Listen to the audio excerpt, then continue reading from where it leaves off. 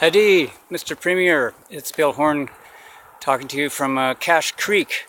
I'm on my way back north on the Northern Health Connections bus, which is a really wonderful service. I'm really grateful for that. And Cache Creek's a gorgeous place. It's a cold fall day.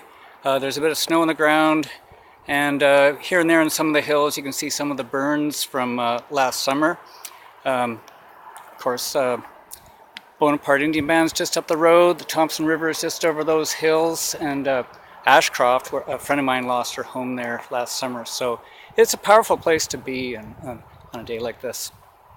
And I was thinking of those evacuations, and it got me to thinking about what's going on. I got a few friends who are telling me they're saying that you've already made a decision to continue Site C, and that the fix was in. But I tell them John Horgan's an honorable man.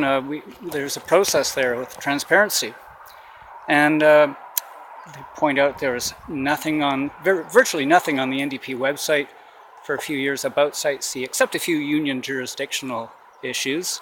Very hard to find any information, but I figure, well, John Horgan's an honorable man. I've talked to some of the opposition critics at the Paddle for the Peace. It seems they're committed.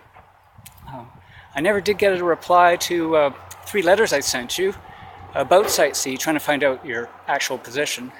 But I figured, what the hell, you're a busy guy. There wasn't a peep of support during the Rocky Mountain Fort land defenders when they were up there in the winter for 60 days. When they went to court, they got slap suits. Nothing for Kristen Henry when she did a hunger strike in front of BC Hydro headquarters. That bus went all the way from Treaty 8 out to Montreal and back. Nothing from the NDP about that. But I figure, hey, there's stuff to do. There's a lot going on. You're an honorable man. There wasn't anything in the pre-election survey about Site C, the biggest public works project in BC's history. Nothing really explicit in the election platform. Was buried after page 70, not mentioned by name, not even the Peace River, one of Canada's great river, but John Horgan is an honorable man. So, hey, on we get to the election, and there's a victory of sorts. It's complicated and exciting all at once. And you're going to follow through with this campaign pledge to send Site C to the BC Utilities Commission. But that mandate got pretty narrow, and the timeline was very short. It looked like it was set up for failure. And it wasn't a failure. A lot of people showed up. There was very cogent, credible expert evidence. And then it looked like, gee, there's a rushed decision time frame for cabinet. And on top of all that, when all else fails, these lobbyist guys and spin doctors get access to cabinet. But I figure John Horgan is an honorable man. I voted for you in the leadership campaign. And so these friends are still, maybe they're a little cynical.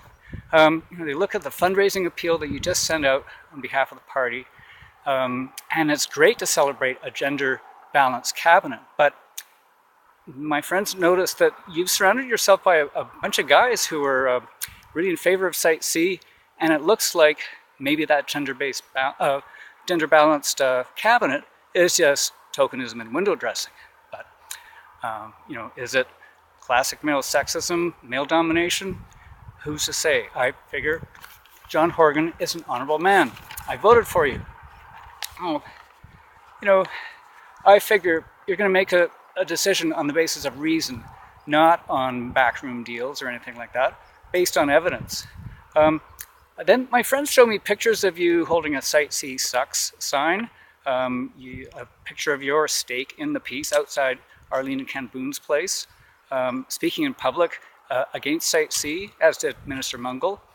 Power BC is inherently anti-Site C.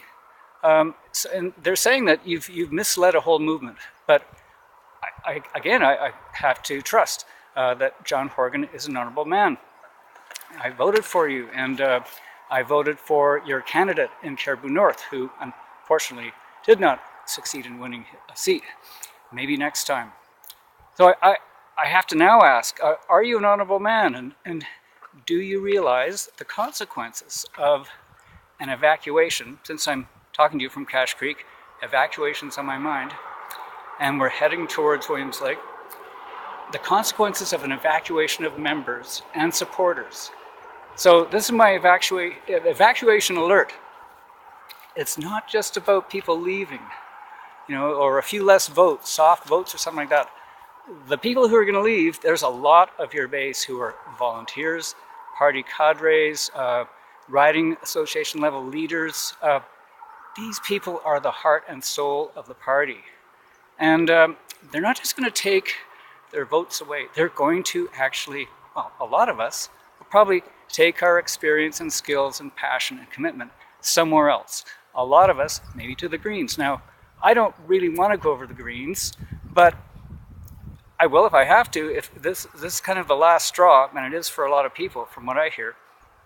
And might not take a lot, could be a bunch of work, but I'm willing to do that kind of work to make it a place that would welcome working class people and be a little more diverse in its demographic than it is currently. Then it's going to be a little bit more of a force. So I'm hoping, John, please be an honorable man, honor the treaties, honor the process you created, honor the evidence presented, not the arm twisting or whispering from back rooms. Honor the trust so many of us put in you and cancel Site C. Thanks.